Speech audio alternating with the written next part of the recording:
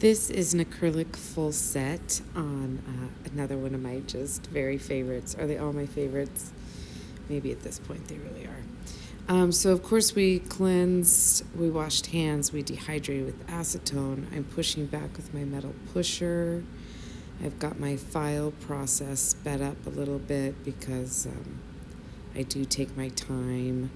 It's important to me not to slice or dice anyone and to fully etch the entire nail for proper application. And I am pulling away those side walls as well as anchoring when I have my fingers underneath. And I like a dry nail brush to get rid of all debris, and I'm using a no-lift primer. I'm using Tammy Taylor P3 and Tammy Taylor's A+ retention monomer. And I love the color it gives. It's this sheer yet somewhat covering pink. It's just gorgeous. Every time I apply it on myself, I'm always tempted to just leave it as is. And I use it the most, so I think it's the easiest for me to manipulate and build and use and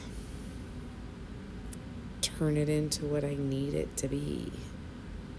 And I've given this young lady a lot of full sets, so I know her nails pretty well. You can tell that a few of them grow in a few different directions, but this tapered shape really allows me to have them even and pointing in the direction she likes. We kind of camouflage all of that. I really love working with that acrylic. I tend to take it from each side and look down the barrel and make sure that it's just what I need it to be, and not scared to add another bead to things before it's fully cured. Just less file work in the end. And we're removing our forms and shaping those babies up. Again, I've got it on double speed, but still wanted to show you the process of filing a complete nail. I tend to, with this particular shape, I'll make sure the free edge is nice and crisp, and then I work down the sides, making sure there's no notches or ledges between her fingernail and the product. And then it's all about that architecture meets art in beveling and making sure I leave her a strong apex. She runs a cleaning business and cleans herself, so I know these are gonna see a lot of hard work. So I want to make them structurally sound, but still gorgeous, and that shape she likes. That football bit is just, it's one of my favorite things. You'll see me use it in almost every single service. With a full set, of course, we've put on our forms as best we can, but often there's an itty bitty little ledge that I can smooth out. And I tend to take this time to really get at the rest of the cuticles after I've filed for the second time.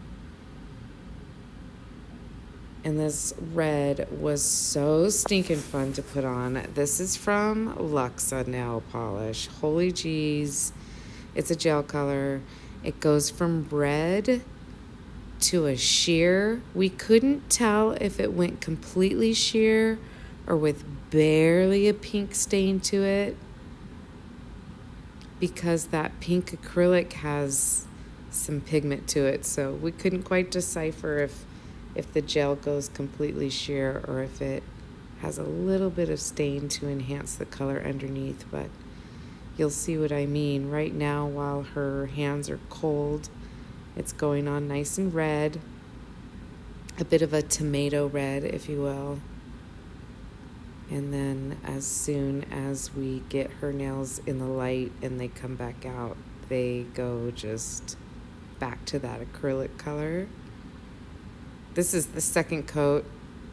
and it can be a little tricky to tell where you've been or not been. I chose to do 3 really thin layers, and I went through the motions of covering the entire nail enhancement because I wanted to make sure that when it was cold, that red was just really vibrant and bright and not streaky at all.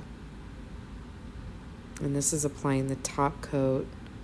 You can kind of see some of the variations that happen. And that's when it comes out of the light, as it's all warm now. So it goes back to the color of the acrylic. Yeah, these were so fun.